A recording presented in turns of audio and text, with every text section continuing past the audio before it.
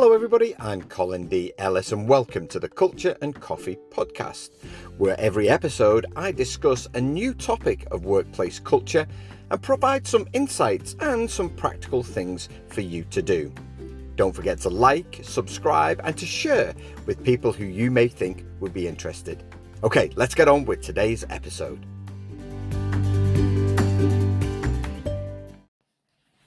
Hello everybody, it's Colin here. Welcome to another episode of the Culture and Coffee podcast. Pause there because I realised I'm actually in Wellington in New Zealand, so it should really be kia ora everybody, and welcome to the Culture and Coffee podcast. Wellington, the place where I first fell in love with coffee. Didn't really drink it in England for obvious reasons. Firstly, tea is a national pastime, and secondly, the coffee's awful. But my wife and I used to treat ourselves like, of a weekend, we would go to Southport in the northwest of England with our then young baby, and we would have a cup of coffee and read the Observer. Oh, they were good days. Coffee wasn't great; it was just a big cup of milk, really. But when we got here to New Zealand, yeah, that's where New Zealand and Australia really do the world's best coffee. They do. They really, really do. I don't think there's any argument about that whatsoever. And nor should there be a competition. We can just accept that they're both great at coffee. And that can be that. I'm sure there will be a debate, but it's both great. Every time I'm in London, I always try and find the Kiwi and the Aussie cafes. I do. Not that there's bad coffee. There's some great coffee in London, but there's something about New Zealand and Australia coffee. I've got a People's coffee today from a little place just around the corner, which I really like. And I had a quick sip. It tastes like chocolate, which is really nice. So, quick sip of that before the jet lag kicks in. Just a 3.5 hour flight, but always get jet lagged. Anyway, not that you want to know any of this. Colin, what are we talking about today? We're talking about KPIs. We're talking about performance measures. Now, I'm not going to talk about the engagement survey, but I'll definitely talk about that again at some stage. I know I've done that in the past. But I wanted to talk about the KPI because, listen, I have an issue with it. And luckily, the research backs up the issue that I've got. That isn't that convenient. So I'm just going to talk a little bit about that. For those of you who subscribe to the newsletter, colindellis.com/boom. I'm going to talk about a little model that I've created based on the research, and we'll put that in the newsletter. We'll probably share it on LinkedIn as well. I'm already creating a headache for Jules here by promising to do all of these things, and she's like, "But our content calendar says." But yeah, we will. We'll probably share the model on LinkedIn as well. So LinkedIn, Colin D. Ellis on there too. So what's my problem with KPIs? Well, the KPI, or the key performance indicator. Now, every organization type has performance measures. They're just different. They're called different things in different places. And certainly when I was an employee, it was all about the KPI, key performance indicator. It was called different stuff, but essentially this was about my manager saying to me, here's some things that you need to achieve, and then I'll assess these at the end of the period, usually a year. And how you've done will dictate whether you get a pay rise, whether you get a bonus, and so on and so forth. For sports teams that I work with, particularly for team sports, which I'm going to talk about that, but it might be a certain number of goals, a certain number of clean sheets if you're a goalkeeper, a certain number of assists. The different ways that contracts are put together, but they've got these metrics. And indeed, in the sports world, the media really will look at those and decide whether you're a good player based on those. Like if you're a striker, if you've got to score this many number of goals. But actually, some of the best strikers bring other people into play. That's what they do. But let me talk about the key performance indicator first. Now those individual performance measures are good to a point. They're good to a point because as an individual, I always wanted to grow. I had what we call ambition, and ambition really is really intrinsic motivation. It's kind of this sense that I'm really motivated to do something. Now, I wasn't a sociopath.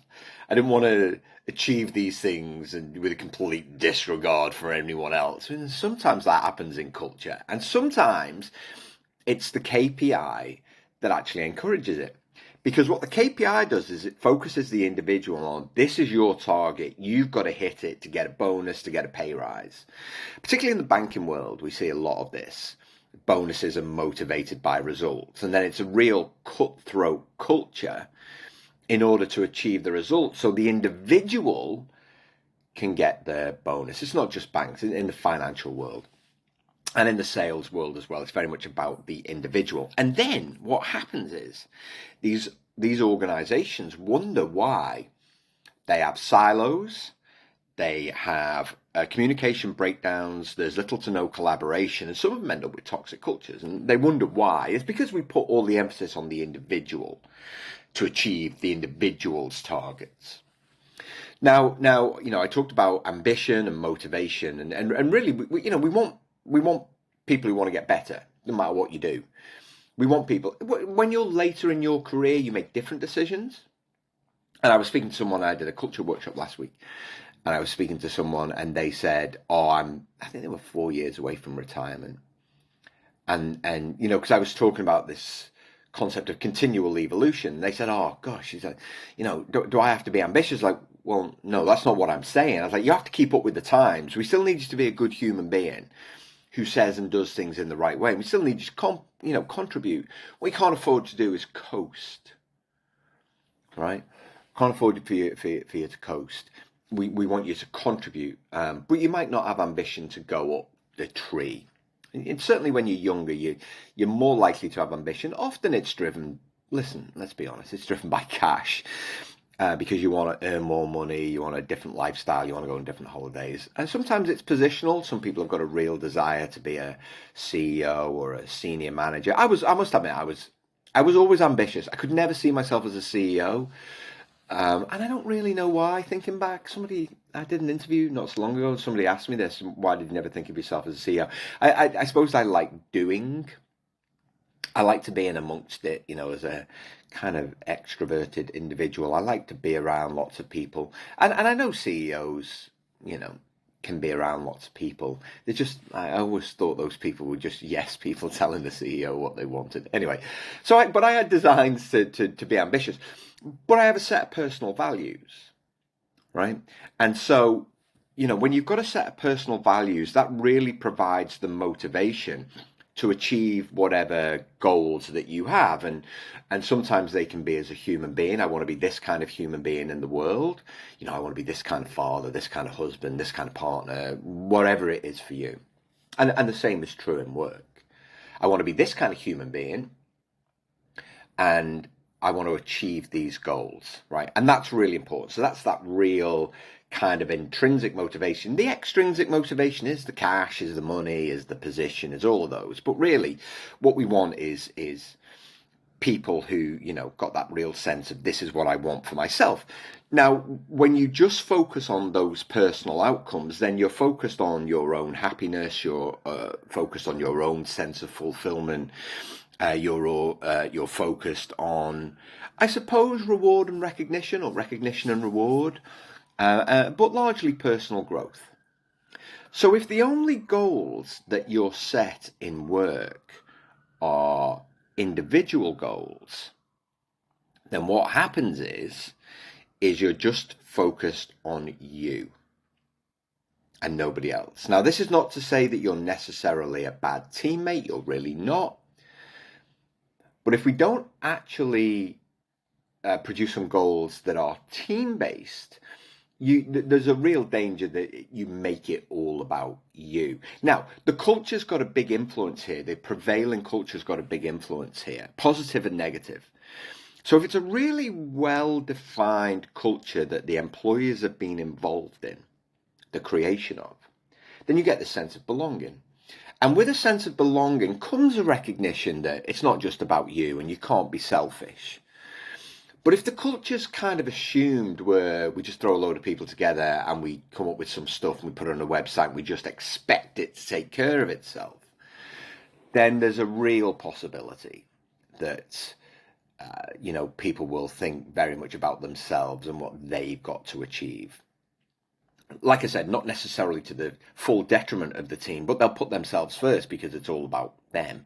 They don't see that bigger picture because they haven't been involved in the definition of culture. So there isn't that real connection. And so what you don't really get is, that person's real sense of responsibility when it comes to collaboration. And I've had a couple of instances recently where I've spoken to senior leaders about one or two people who were like, what they will say is, oh, they're just in it for themselves.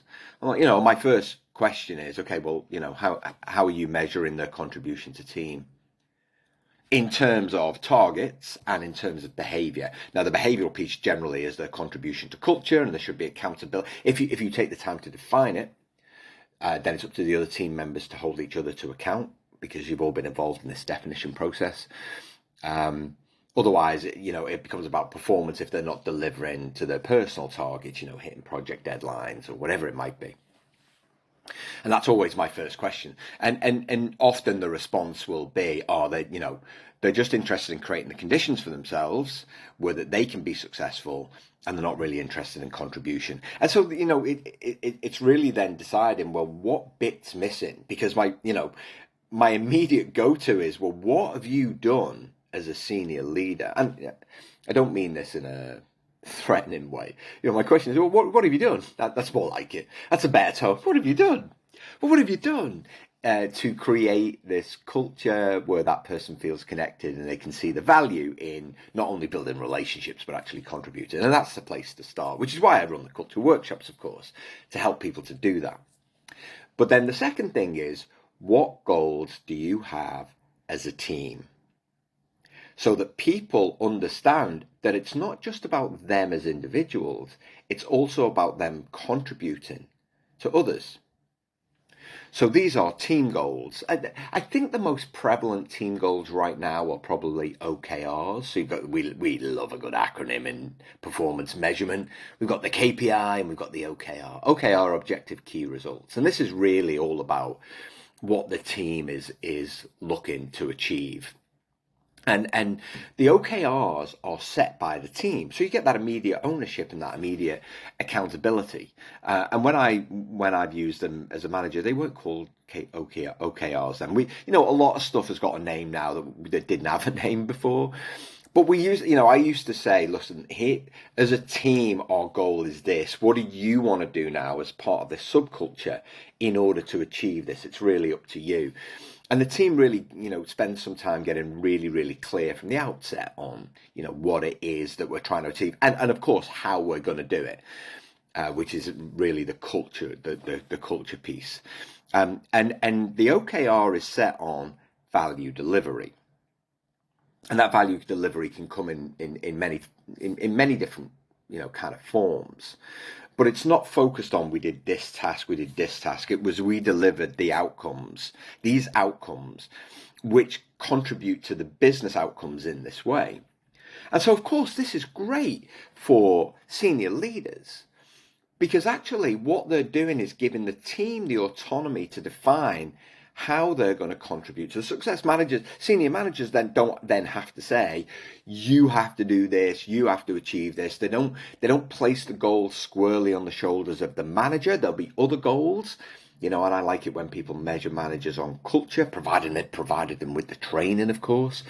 For those of you who read my blog last week, I very much focused on, why don't we train managers to be managers? We're so focused on the special few leaders who really actually choose to be leaders. Why don't we train managers on how to be managers? That would be good.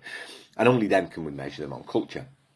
So this is where the team takes responsibility for the actual goal. So from an organization perspective, you get results, you get stuff on time, you get wins if you're a sports team, if that's what you're after. So you get results.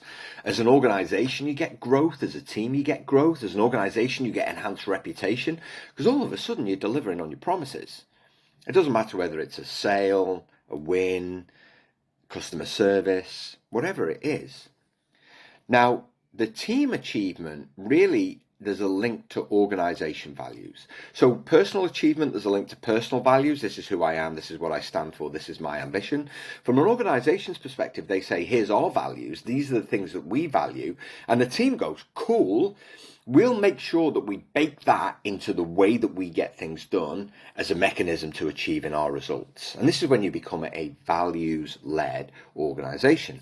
Is when the team takes the values, takes the individual and the personal achievement, combines it, kind of everyone comes together and we say, this is how we're going to collaborate, this is how we're going to work together.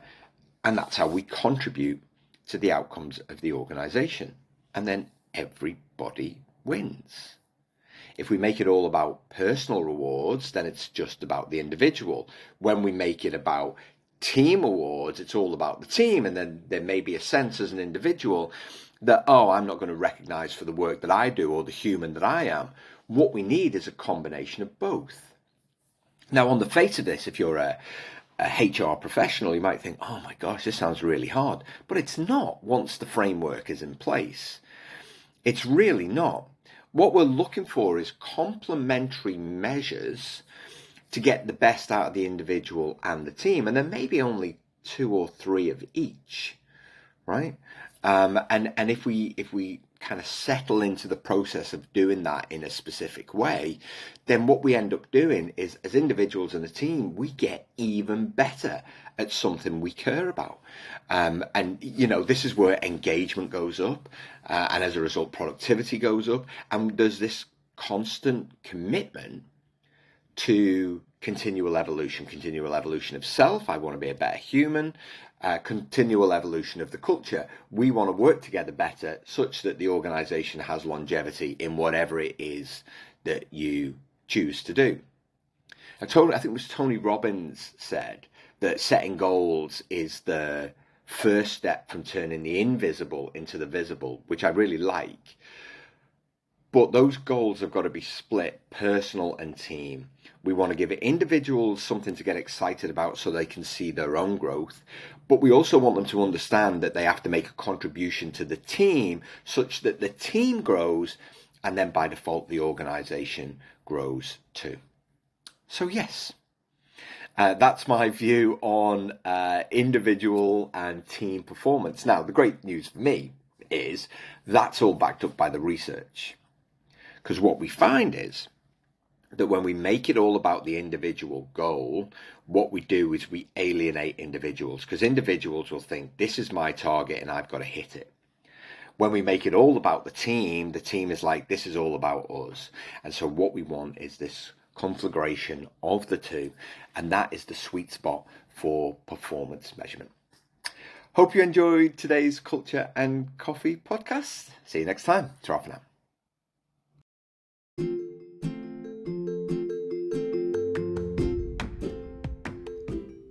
Thanks for listening to today's podcast. If you'd like to find out more about how I can help you transform the culture of your team, head to my website at www.colindellis.com.